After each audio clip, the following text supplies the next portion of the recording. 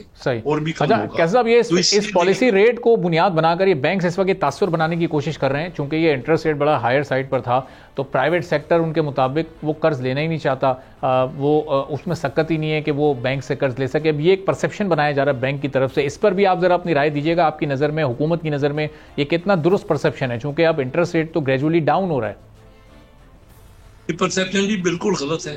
पाकिस्तान में तो इतनी ज्यादा डिमांड है लोन की कि ये बैंक तो पूरी नहीं कर सकते, किसी को देते ही नहीं है। अच्छा। मार्केट में देखिए ना, आज अगर 15% रेट चल रहा है तो जिस छोटे काश्तकार को या छोटे बिजनेसमैन को अपने बिजनेस के फ्लोरिश करने के लिए चाहिए, तो वो तो 25% में भी लेने को तैयार है आज भी। तो बैंक का रिस्क लेना ही नहीं चाहते। हालांकि बैंकों का सिर्फ ये काम नहीं है कि आप बिल्कुल सेफ प्रॉफिट बना लें, और बड़े ह्यूज प्रॉफिट बनाए हैं बैंकों ने।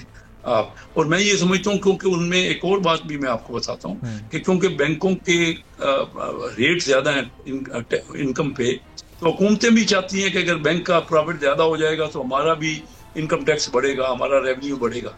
हालांकि ये तरीका नहीं है। फैसिलिटेट करना है तो हमने अपने प्राइवेट सेक्टर को, क्योंकि आजकल इंजन ऑफ ग्रोथ तो पर्टिकुलरली एसएमई है, चाहे वो ट्रेड सेक्टर में हो, इंडस्ट्री में हो या एग्रीकल्चर में हो, तो इसके लिए हमें हर सूरत में आउट ऑफ द वे करना है। ये गलत बात है कि डिमांड में, ये डिमांड तो बहुत ज्यादा है आज भी कर्जे की, क्योंकि मुल्क में ओवरऑल प्रॉफिट की रेशो बहुत ज्यादा है। खासकर छोटे बिजनेसेस में बाहर वाले लोग तो यहाँ आते नहीं है, बहुत कम आते हैं ना, इन्वेस्टमेंट, फॉरेन इन्वेस्टमेंट, वो भी यहाँ मुख्तलिफ फैक्टर की वजह से।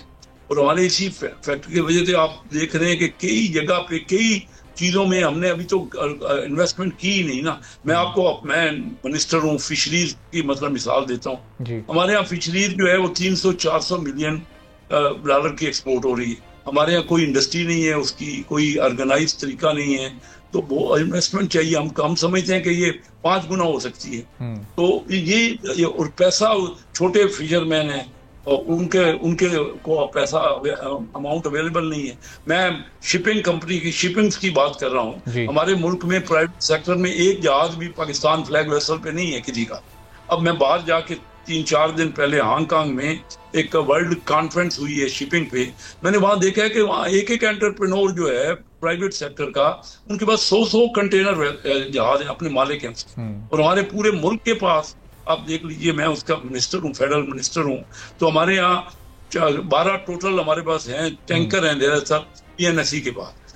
बहुत ज़्यादा अपॉर्चुनिटी है। अगर कर्जा मिले और इन्वेस्टमेंट की तरफ लोगों का रुझान इधर हम दिलाया जाए, तो पाकिस्तान में तो जीडीपी का बहुत बड़ा हिस्सा हम ऐड कर सकते हैं। फ्रेट हम भर रहे हैं तकरीबन 4-5 बिलियन डॉलर हम अपनी इंपोर्ट और एक्सपोर्ट पे फ्रेट भर रहे हैं, जो फॉरेन एक्सचेंज में प्रीशियस फॉरेन एक्सचेंज बाहर वालों को दे रहे हैं।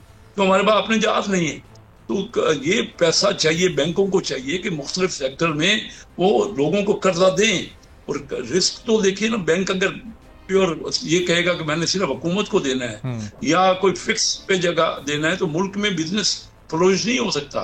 मुल्क पे एक्सपोर्ट सेक्टर की इन पर्टिकुलर हमें जरूरत है कि एक्सपोर्ट को हम बढ़ाएं, वैल्यू एडेड प्रोडक्ट लगाएं। हमारे पास तो कोई इंडस्ट्री है ही नहीं, बिल्कुल कुछ भी नहीं है पाकिस्तान में। क्या हुआ है आप देखिए कि मैं फिगर्स देख रहा था, चाइना की इस वक्त एक्सपोर्ट 3,500 अरब डॉलर है और पाकिस्तान की 30 अरब डॉलर है। सब्सक्राइब करें और बेल दबाएं ताकि कोई खबर रह न जाए।